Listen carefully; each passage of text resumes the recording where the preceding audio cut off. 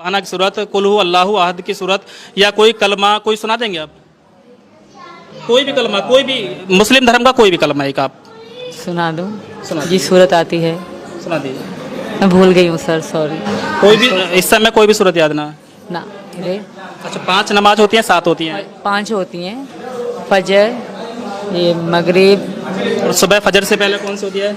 इसका पता नहीं। सोशल मीडिया में एक ख़बर बहुत ज़्यादा वायरल है और पिछले कई दिनों से ट्रेंड में बनी हुई है।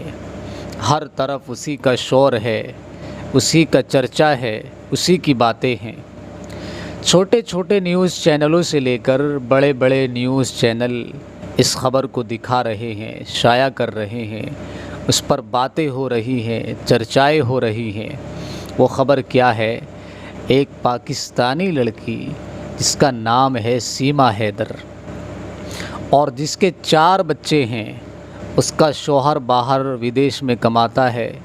वो अपने 4 बच्चों के साथ पाकिस्तान से चल कर के एक हिंदुस्तानी लड़के जिसका नाम सचिन है, उसकी मोहब्बत में गिरफ़्तार होकर के, प्यार में गिरफ़्तार होकर के नेपाल के रास्ते होकर हिंदुस्तान में, हमारे भारत में गैर कानूनी तौर पर दाखिल हो जाती है और हिंदुस्तान आकर के उस लड़के से शादी कर लेती है और हिंदू मज़हब को इख्तियार कर लेती है। हमारा जो हिंदू समाज है वो इस ख़बर पर बहुत ज़्यादा खुश है और उन्होंने खुशी के साथ सीमा हैदर को अपने माशरे में कबूल किया है। और उनके खुश होने की वजह सिर्फ़ यही है कि वो एक मुसलमान लड़की है और साथ ही उसका ताल्लुक़ पाकिस्तान से है। बस यही एक वजह उनकी खुशी की है, दूसरी कोई वजह नहीं है। हालांकि सवाल ये होना चाहिए था, जिसको भी अपने देश से ज़र्रा बराबर भी प्यार है और हिंदुस्तान की सुरक्षा का ख़याल है, तो सवाल ये होना चाहिए था कि आखिर एक लड़की पाकिस्तान से चल कर के हिंदुस्तान की सरहदों में कैसे दाखिल हो जाती है? कोई आखिर उसको क्यों नहीं रोकता और उसको कौन इजाज़त देता है?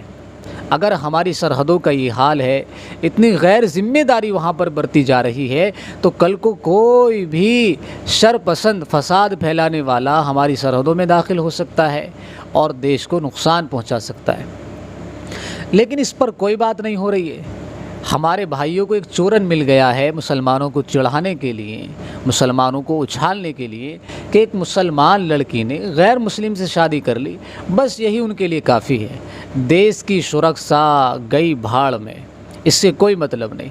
और मीडिया भी इस पर कोई बात नहीं कर रहा है। जो मीडिया रात दिन हिंदुस्तान की सुरक्षा का हवाला दे करके और मुसलमानों को बदनाम करने की कोशिश करता है, आज वही मीडिया बिल्कुल खामोश है। उसकी ज़बानों पर ताले लगे हुए हैं। कोई एक डिबेट भी इस सिलसिले में नहीं हो रही है, बल्कि दूसरी ही बातें हैं, दूसरे ही चर्चे हैं।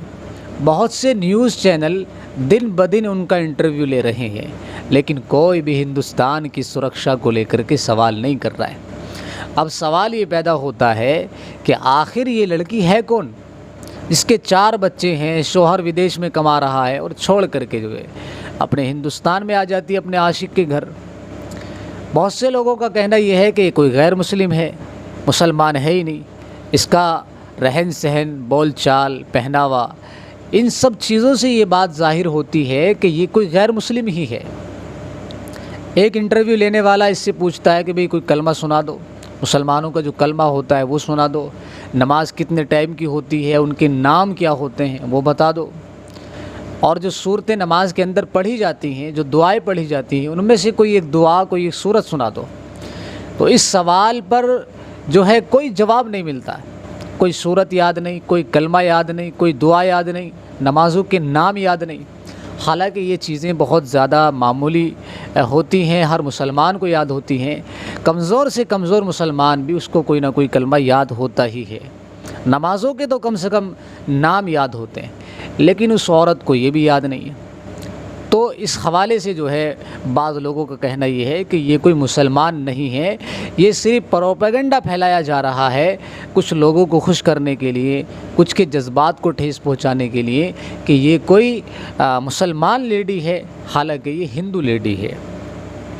کچھ لوگ یہ بھی کہہ رہے ہیں کہ نہیں مسلمان ہی ہے، پاکستان سے چل کے آئی ہے اور پاکستان کی ایجنٹ ہے، جاسوس ہے، جو ہمارے دیش کے لیے خطرہ ثابت ہو سکتی ہے، لہذا اس لیے ہمارے دیش کے اندر اسے رہنے کا موقع نہیں دینا چاہیے۔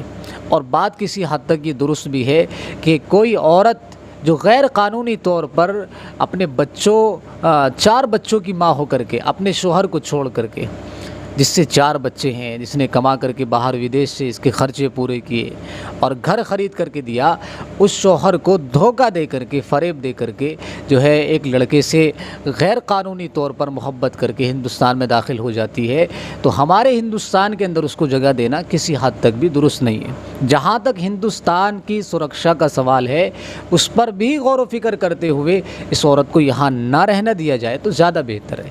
اس کے دیش، اس کے ملک، اس کو لوٹایا جائے۔ جائے کہ ہمارے کچھ ہندو بھائی جو ہے اس خوشی کو لے کر کے جو ہے ان کی کوئی انتہا نہیں ہے کہ ایک مسلمان لڑکی نے ہندو لڑکی سے شادی کر لی ہے۔ بھائی یہ کوئی جیت نہیں ہے ہمارے دیش کی۔ ویسے بھی ہمارا دیش جو ہے ہر مذہب کے ماننے والوں کا ہے، تمام مذاہب کے ماننے والے یہاں رہتے ہیں۔ اس طرح سے ایک طبقے کا خوش ہونا اس وجہ سے کہ ایک خاص ریلیجن کی لڑکی ہمارے مذہب کے اندر آئی ہے، یہ کوئی جیت والی بات نہیں ہے، یہ جذبات کو ٹھیس پہنچانے والی بات ہے اور ہندوستان کی سرکشا کو خطرے میں ڈالنے والی بات ہے۔ کل کو کوئی بھی بات ہو جائے، انہونی ہو جائے، اللہ نہ کرے، تو پھر جو ہے اس طرح کی باتیں ہمارے دیش کے اندر ہو رہی ہیں، ان پر سوائے شرمندگی کے کچھ بھی نہیں ہوتا۔ لیکن میں ایک خبر اور آپ کو سنانا چاہتا ہوں۔ ہمارے ہندو بھائی جو اس واقعے پر خوش ہو رہے ہیں، ایک خاص نظریے سے اس واقعے کو لے رہے ہیں۔ ایک مسلمان لڑکی نے ہمارے مذہب کو اپنا لیا، دیکھو یہ ہمارے مذہب کی جیت ہے۔ میرے بھائیوں، یہ کوئی آپ کے مذہب کی جیت نہیں ہے اور نہ اسلام کی کوئی ہار ہے۔ اسلام تو اس طرح کی جیتیں ہمیشہ حاصل کرتا ہے، ہر دن حاصل کرتا ہے۔ آپ کو معلوم نہیں کتنے لوگ روز بروز اسلام کے اندر داخل ہوتے ہیں۔ پوری دنیا کے اندر اسلام سب سے تیزی سے پھیلنے والا مذہب ہے۔ ابھی افریقہ سے ایک خبر نکل کے سامنے آئی ہے جو آپ لوگوں تک نہیں پہنچی، کیونکہ آپ سیما حیدر میں الجھے ہوئے ہیں، اسی کی خبر سے بہت زیادہ خوش ہیں، اپنے آپ کو تسلی دے رہے ہیں۔ اور یہاں ایک خبر افریقہ سے نکل کر سامنے آتی ہے کہ ایک پورا گاؤں جہاں ہزاروں کی تعداد میں لوگ رہتے ہیں، سب نے بیک وقت کلمہ شہادت پڑھ کر اسلام قبول کر لیا ہے۔ یہ ہوتی ہے جیت، اس کو کہتے ہیں جیت، اور ایسی جیت اسلام روز بروز حاصل کرتا ہے۔ اس لیے آپ ایک خاص واقعے کو لے کر کے اس میں ایک اپنی خوشی تلاش کر کے نفرت کا ایجنڈا نہیں پھیلانا چاہیے۔ اپنے دیش کی سرکشا کا ہمیں خیال رکھنا چاہیے اور اس طرح کے واقعات کو ہمیں بڑھاوا نہیں دینا چاہیے، کیونکہ یہ چیزیں ہمارے دیش کے لیے خطرہ ثابت ہو سکتی ہیں۔